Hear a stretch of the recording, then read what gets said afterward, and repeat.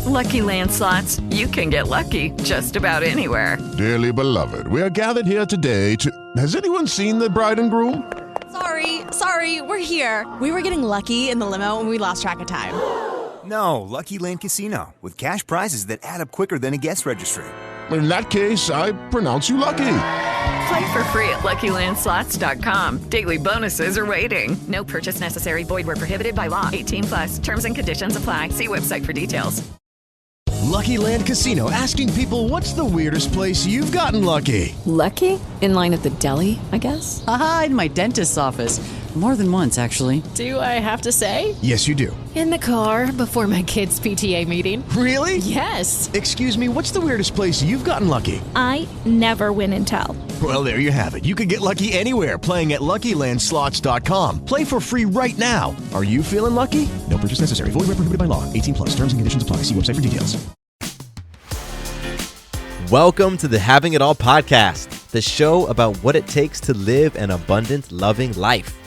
My name is Matthew Bivens, and I want to help you live with more clarity, confidence, and purpose so you can truly have it all. Let's do it. What's going on, everybody? Matthew Bivens here, and welcome to another episode of the podcast.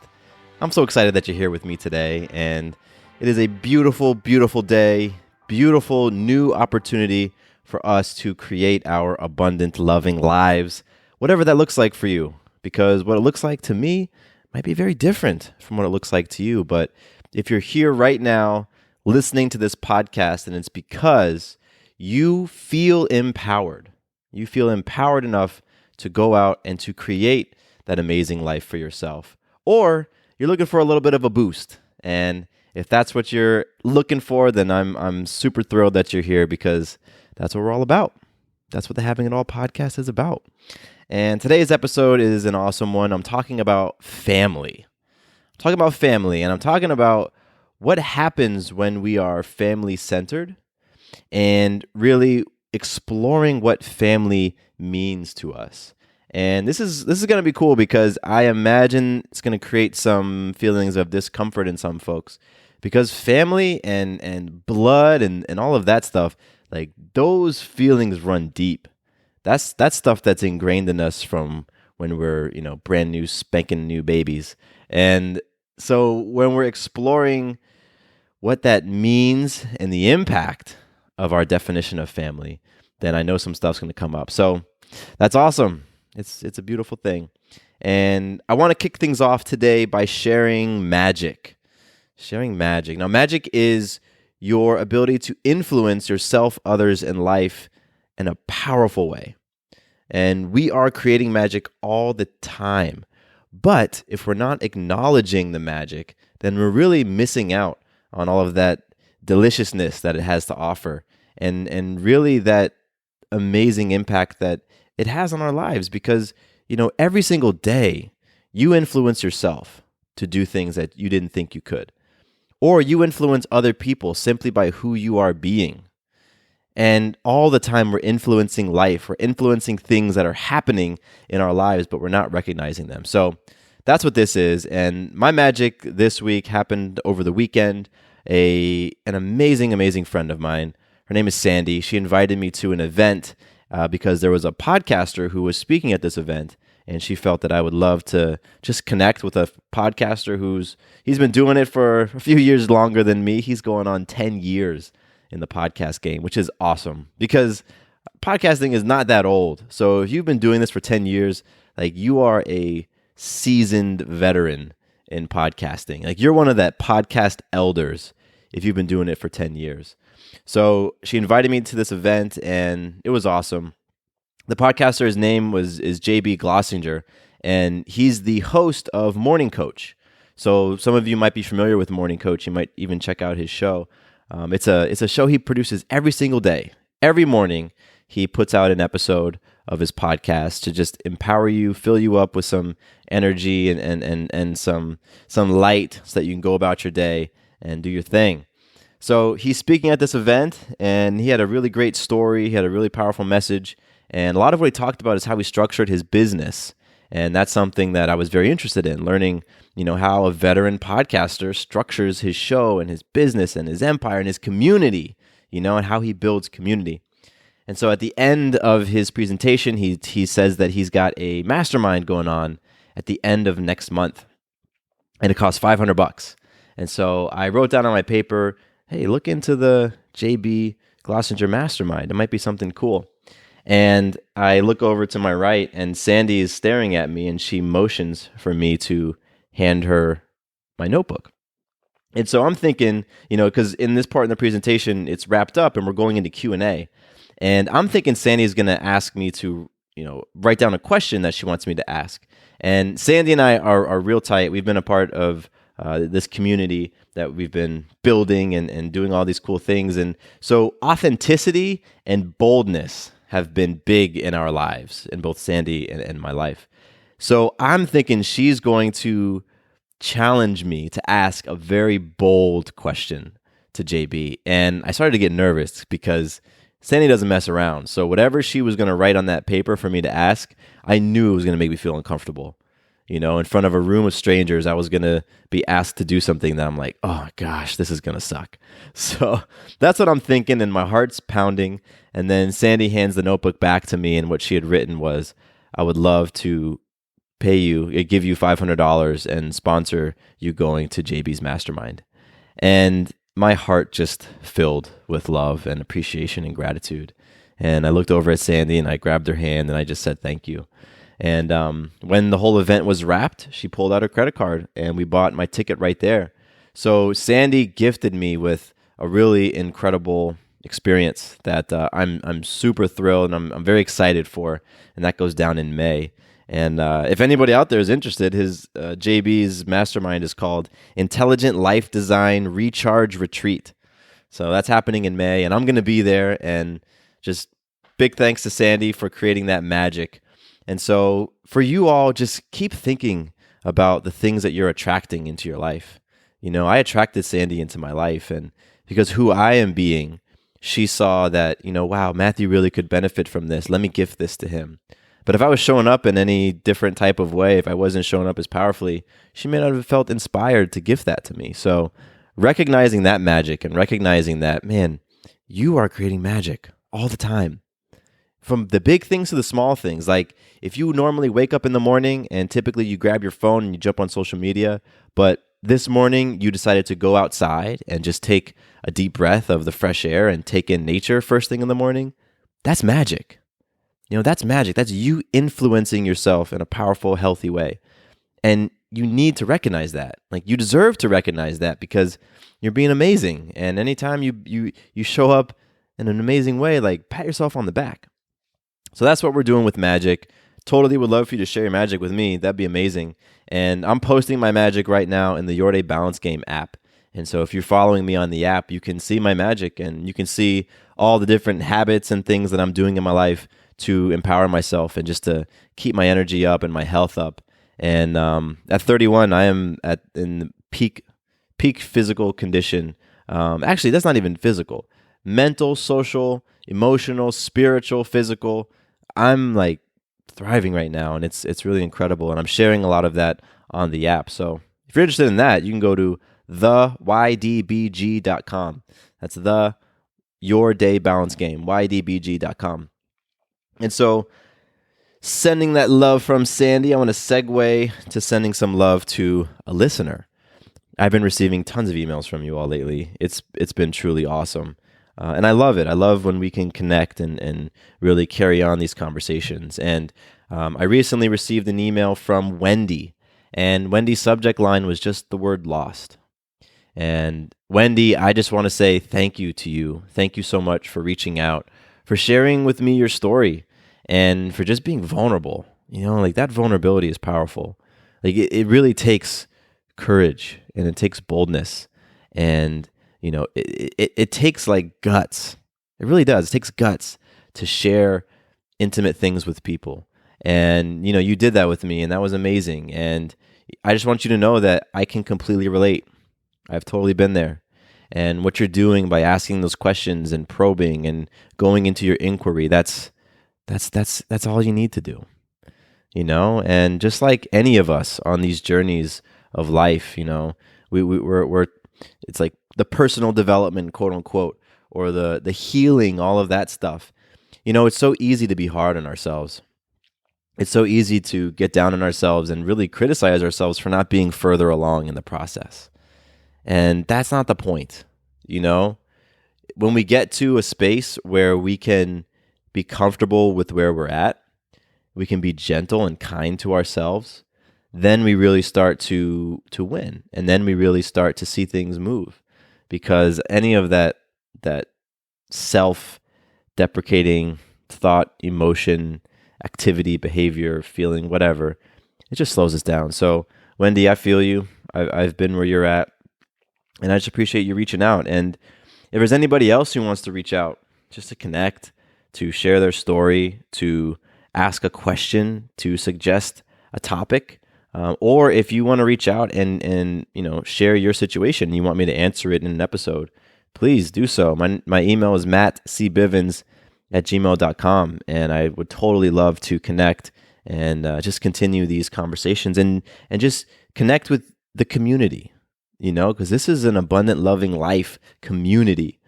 We are all people here who are seeking to experience abundance and be love and all of those 6 F's in life: faith, family, friends, fitness, finance, and fun. And so whenever we can have these conversations, outside of the podcast, it really is a beautiful thing. So hit me up. Let's talk about family today. And boy, if you have been a part of this podcast for, let's say, the past year, maybe even less, you've been hearing my family saga. I think saga is the best word to describe it, because I've gone all over the place, up, down, left, right, in, out, to the mountaintops, to the depths of the ocean with my family recently over some situations that have gone down, involving myself, my sisters, my father, and I have been on that emotional roller coaster. And really, one of the things that I recognized is I've lived most of my life at different different times in my life being very family centered. And I think, like a lot of people, I grew up just believing that was not only the norm, but the healthy way. Like, that's how you do it. Your family is everything. Your family is priority. And, blood over anything else. That was big. Like, blood family over everything else. And so there was different pockets of time in my life when, I might be away from my family, and so I wasn't as focused on them. But still, when things would go down, it was like, I'm going to be there for family no matter what. I'm going to sacrifice for family no matter what, and all of that. And then the stuff went down in my family, and then the stuff hit the fan, and it was really time for myself to go inward and really reflect on what family meant to me. Not only what family meant, but what my responsibilities to family were. And what I discovered for myself, and the reason why I'm sharing this, is because I discovered that for me, family is more of a feeling. It's more of a feeling than an actual physical thing. It's not something I can put my hands on. And when I discovered that for myself, a lot of things shifted in my relationship towards my family and how I defined family. And I want to share that with you because I know that there are people out there right now listening who, just like everybody else, like most of us, we've gotten into that mindset of being family centered. And now I'm not saying being family centered is good or bad. I'm simply saying that there are some results that come with being family centered that I think at least are worth exploring. And so I've actually gone through a process with my life coach to look at what family means to me. And one of the things that I've been doing with my life coach, which has actually been incredible, amazing. We've been creating what are called the 7 guidelines. And the first one that we created was a new mission statement for me. And I'm going to be reading that on a future episode because it's a really powerful mission statement. And, I've had a lot of questions about mission statements in the past. And so I want to sort of unpack what mine is and what it sounds like, and in hopes that it might inspire some of you to look at a mission statement for yourself. So mission statement is the first of the guidelines, but then we go into our roles, we go into our values, our goals. I'm looking at the standards I have for people who are in my inner circle and the standards for those who are in my outer circle. And then finally, the standards for my intimate relationships. And so it's when I'm looking at my values that family really came up. Because one of the things that we did is I wrote down all of my values, as many as I could think. And then I tried to collapse them and see how can I get my list down to my top 7. And then I prioritized my list. And then at that point, I defined what every one of those values meant to me. And family is one of my values. But when defining it, I realized that my definition of family is probably very, very different than, let's say, my sister's definition of family. And so in all of the things that were going on, when I would say, well, family is one of my top values, family is one of the most important things to me, she would say, like hell it is, because you're doing this, this, and that, and you aren't supporting us here, and I don't feel aligned with you there. And the reason why that was happening was because we defined family differently. And so I want to read a passage from 7 Habits of Highly Effective People. And this is all about our centers. And because, figuring out your center is part of the mission statement process and part of those 7 guidelines.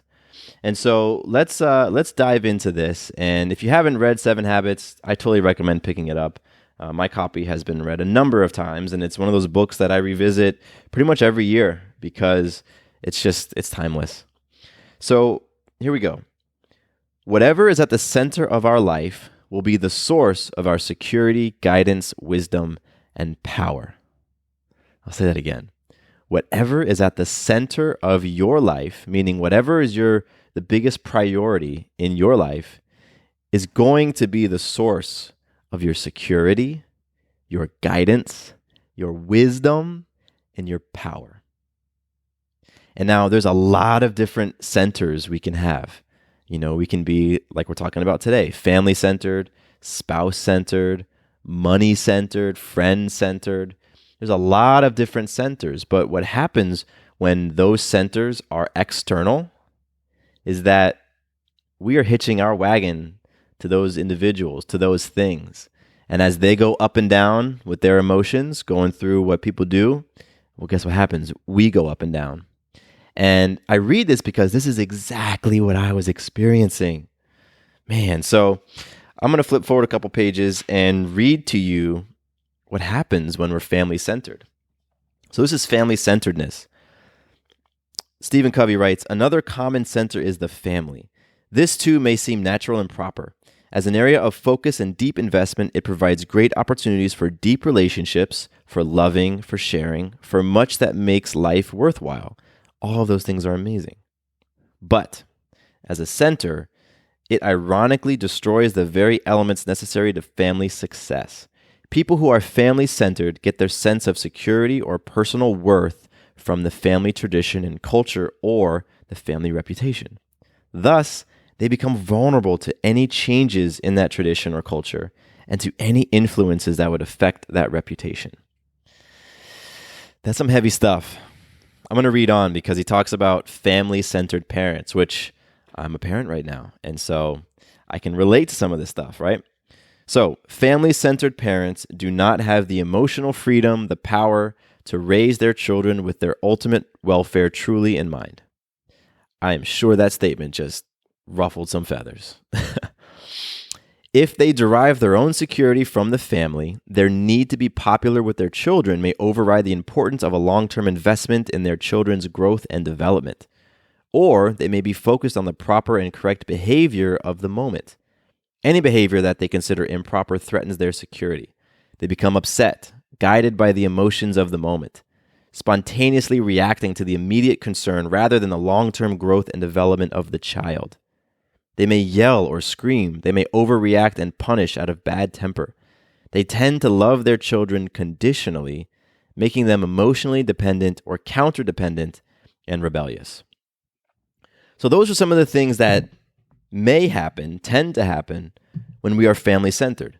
And again, I'm not saying that's good or bad. It's just simply an experience, right? We get to choose the experiences we want in life. As when I was family centered, because it's been a process for me to shift my center from family to something else. And for me, that center now has been principles.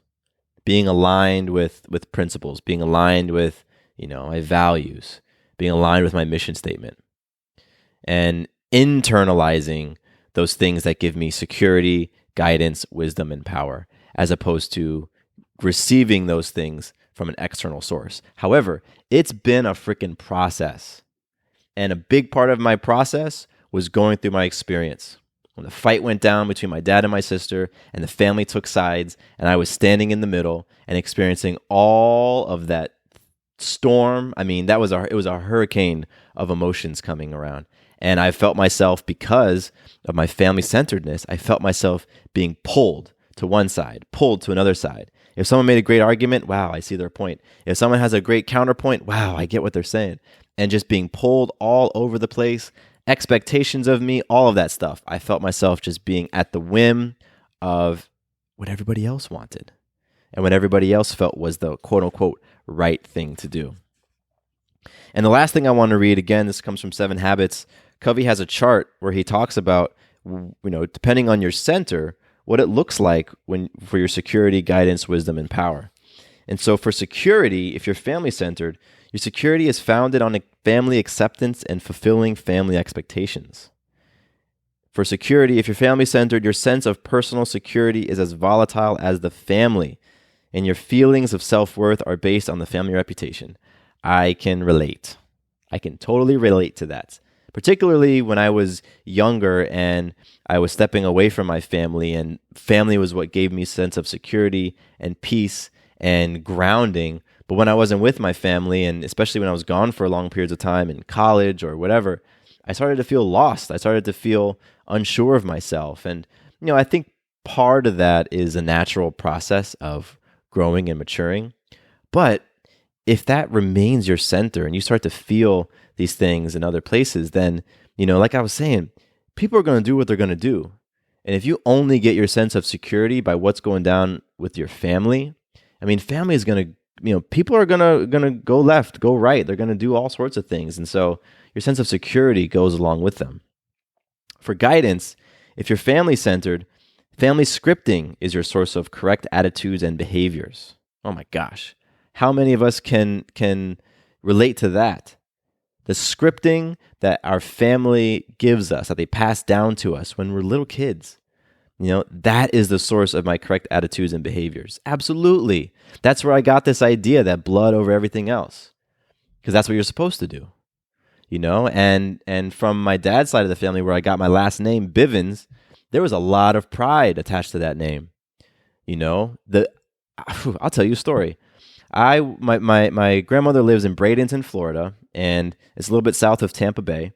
And she has lived there in the same house that my dad grew up in. They've been in that house for over 60 years. My grandmother has lived in the Bradenton area her entire life, and she's turning 95 this month. So she's a staple in that community. And my grandfather, her husband, was a principal of one of the big high schools in the community. So he was like a figurehead in the community. And my grandmother was a teacher. So the Bivens name was known in Bradenton, Florida, and it still is. And so a few years ago, I was visiting my grandmother, and I dropped my wallet on the ground, and I didn't realize it.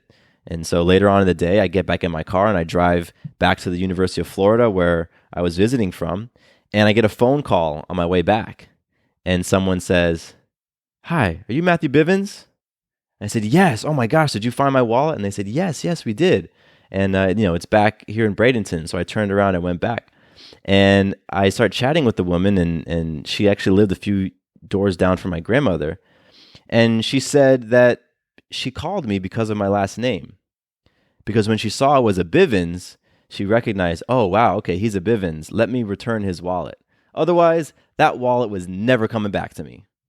My grandmother doesn't live in the best of neighborhoods. And so, my cash was gone from the wallet. There was, a little bit of money and that junk was gone. But they still wanted to return the wallet to me and some of the cards and stuff I had because of my last name. Now, I have known the pride behind my name for years. My grandmother always talked to me about passing down the Bivens name. We go back to Covey, and that family scripting, my source of correct attitudes and behaviors, that absolutely was handed down by my family, right? And so what I'm supposed to do as a Bivens in terms of academics, in terms of career, in terms of family, all of that stuff was handed down to me from my family. And when I was family-centered, I would feel a tremendous amount of guilt when I wasn't living up to what my family said were correct attitudes and behaviors.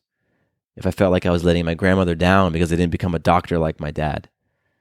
All of that stuff, that guilt and the self-judgment was because I'm sitting here being family-centered and I'm feeling like I got to do what they want me to do. Ooh, fascinating stuff.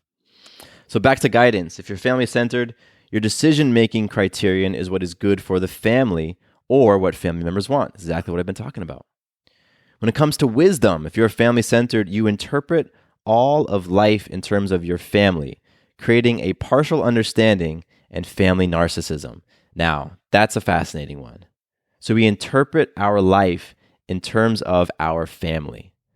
To me, that's like turning a blind eye to certain things that are going on in the world, certain realities, the way that people are, the way that times change, and just saying, nope, we don't focus on any of that. And having that, almost a narrow view of the world. I've experienced some of that. I've experienced prejudice coming from people in my family who want to pass that worldview down to me. Ooh, fascinating stuff. The last one I'm going to read is power. If you're family-centered, your actions are limited by family models and traditions. So, again, I read all of that to give you an idea as to what can happen when we put family at the center of our lives. Again, not good or bad. It's just a thing, right? And it's okay if you want to be family-centered. A lot of us do. It's just don't be surprised when stuff happens. And for me, I was family-centered and I was very surprised when stuff happened. I didn't like the experience. I didn't enjoy what was coming at me. I didn't enjoy the guilt. I didn't enjoy the nights where I was sleeping and feeling anxious and nervous because of what my family was thinking about me. Didn't enjoy any of that. So like I said, I went through my own process of looking at, okay, what does family really mean to me? What is family? And so what I'm going to share with you now is how I define family. Because again, I said it earlier, family for me is more of a feeling than an actual thing. It isn't necessarily a group of people, a fixed group of people. Family is how I feel about people, how I feel about myself when I'm around certain people. So there's 6 different times, or there's 6 different situations when I feel family. And this is all to just give you a little bit of insight on a different way to look at family. So here it goes. I feel family when I am understanding, accepting, and loving unconditionally those important people in my life. And my life coach, his name is Day, he created this really cool acronym called BABAs. So when I am understanding, accepting, and loving the BABAs in my life, I feel family. BABA stands for B, blood relatives, right? That's typically what we think of when we think of family. A is adopted, right? You can have adopted siblings. You can have an uncle, or maybe not. So yeah, we're just going to stay with siblings, right? So we have adopted siblings. The B is best friends, right? Because, man, I got a crew of boys that are my brothers. We aren't blood, but those dudes got my back no matter what, right? Like, they're my ride or die crew, and you have them as well. You've got people in your life, like, these are my sisters. I can talk to them about anything, right? And we feel that connection, and we call them family, but they're not blood. And the last A in Baba is affinal. And those are people who marry into the family. Those are like your in-laws. So I feel family when I am understanding, accepting, and loving the Babas in my life. And so for me, boy, going through the years of emotionally draining conversations with my mother and father and sisters, going through all those tears and all those fights and everything, and all the while doing my best to be understanding, to be accepting, and to be loving. That to me says those people are family to me, because I wouldn't do that with people who weren't family. Again, it was because of the feeling, because what I was willing to do for them, not necessarily because of the blood. The next scenario when I feel family is when I'm fully trustworthy of supporting the Babas in my life, doing things like raising their children and inspiring them to be awesome people. And for me, that has a lot to do when I'm being trustworthy myself. When I'm a person whose self-worth is at such a high level that I know that I can count on myself to show up powerfully despite my emotions. And so when I'm doing that and I'm supporting my family and I'm encouraging my family, my Babas, that's when I feel family, right? When I'm being that person. The next scenario when I feel family is that when I remain open to receiving and surrendering to the feedback that my close group of people in my life provide me, all the while holding a space of love and healing and growth for our relationship itself. And so what that looks like is, if I look at the Babas, those are some of my closest friends, those people who I've created as my inner circle.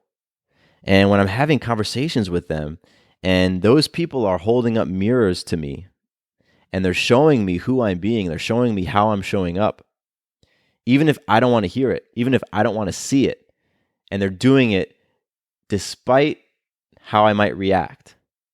They're doing it out of love. They're doing it because they hold me in a powerful space and a powerful light. When I'm feeling that and when I'm seeing people do that, I feel family. I'm like, wow, you wouldn't do that if you didn't truly love me. And that sense that I get in those situations, that's when I feel family. The last couple is I feel family when I take time to share a meal and to fellowship with the most intimate people in my life. I feel family when I do that. When I coordinate a potluck with my close friends and they come over to my home and everybody brings a dish and we break bread together and we laugh and we tell stories and we just reminisce and we strengthen those bonds of friendship. When I'm doing that, I feel family, It reminds me of the movie Fast and Furious, right? That was a whole crew of people. Only 2 of them were related. And yet they would come together and they would have these meals and they were family. They're family, right? It went so much deeper than blood. The second to last one is that I feel family when I have this spontaneous internal excitement to build things and to create things and to manifest things with the people who are most intimate in my life. I feel family when that happens. And an example of that is I was at dinner with my sister a couple months ago and she was telling me about her new business. And my sister is an amazing interior designer. And she is so tuned in with the universe and energy, and she's trained in feng shui. And so she brings that element of things to her interior design so that when you walk into her spaces, not only are you pleased by how it looks and you're like, oh, this is cool, but you feel something because she's arranged the plants and the furniture and the pictures and the TV and the rugs in a certain way that the energy just flows. She's brilliant at it. And when we were connecting in that dinner and just talking, the sparks were going, I just felt lit up. I felt that excitement, and I only feel that when I'm with family, and it's a beautiful thing. And so the last scenario in which I feel family is when I'm spending quality time investing into the character and into the legacy of those Babas. That's when I feel family. When I am really just pouring myself into because of the space I hold for you, because I can see your greatness even when you may not, and that happens sometimes in my marriage and, with Sarah, there might be moments when she's in fear or she's coming from a place of scarcity. And I'm just reminding her of the amazing woman that she is, right? Of that divine goddess that she is. I'm just reminding her of those big games that she's playing. And I'm reading to her mission statement, right? When I'm doing that and I'm holding that space, that's when I feel family. So for me, family just goes way beyond blood. It includes blood, but there's blood relatives I have that I never talk to. And I wouldn't necessarily do the things I just laid out to certain blood relatives simply because we might share blood somewhere in our line. Because if that was the case, I might have people come in and wanting my energy, wanting my time, maybe wanting my resources. And I protect that to an extent, right? Like I'm willing to give out to an extent. If you're family, I'm willing to go way, way deeper. And so it's really important for me to define what family was because I've experienced it. Like I can still put myself in those spaces, in those conversations I was having with my mother, father, and sisters where, man, my emotions were all over the place, and hours of conversation and going up and down. And like, that's stuff that you do, right? You do for people that are important in your life. However, because I had not truly defined what family meant to me, because I had not designated what my boundaries were for family, and because I was still so family centered, I got whipped around. And it absolutely wasn't sustainable for me. And it's not something I want to experience again. And so my hope with this episode is just to make you think. Simply to make you think. Simply to give you a different perspective. A different way to look at this thing that we so commonly just overlook and assume. And, we take what other people tell us and we run with it, whether or not it works for us. Right? So do some reflecting. What does family mean to you? Define it for yourself. What are you willing to do for family? For those individuals that you consider family, are you willing to lend them $1,000? Are you willing to let them crash at your house for a week? Are you willing to let them watch your kids? Right? And if the answer is no, then maybe look at what family means to you and create a definition around family so that anyone you consider family, you will, whatever it is that you feel open to extending to them, you do it in a heartbeat because you know when somebody meets your criteria as family. And so if you have thoughts on this, if you go through that exercise and just kind of write it down, I would love to hear what you define as family. It's going to be unique to all of us. And I think it'll be really cool to hear what you all consider family. So hit me up, reach out to me and connect and tell me what you think about this episode and, your feedback and your thoughts and your ideas, all that great stuff. And you can reach me at mattcbivens@gmail.com. And I look real forward to connecting with you and just continuing these conversations. And, all of this stuff is so important because, again, family is one of the 6 F's. And what we talk about here on Having It All, this is a system, right? Like I'm presenting you a system to create more abundance and love in your life because I truly believe that this universe is abundant. There is an abundance of happiness and peace and love and joy. There's also an abundance of guilt and sorrow and pain if that's what we want. It's there for us. And so what I am playing for and what I know many, many of you are playing for is an experience of life that is one of love, where I'm being love, where I'm receiving love. An experience of life where the result is abundance all over the place. Abundance in my faith, abundance in family, abundance in friends, abundance in fitness and health, abundance in my finances, and an abundance of fun. And so these conversations, we're working on and looking at some of our beliefs, seeing where we have scripts that don't really serve us anymore. And then being bold enough to shift things, to make standards, to stand for ourselves, to love on ourselves, to deposit into ourselves. That's what we're doing on this show. And so I appreciate you hanging out with me. It really does mean a lot. I love you. I do. And my name is Matthew Bivens, and here is to you creating and experiencing your abundant, loving life.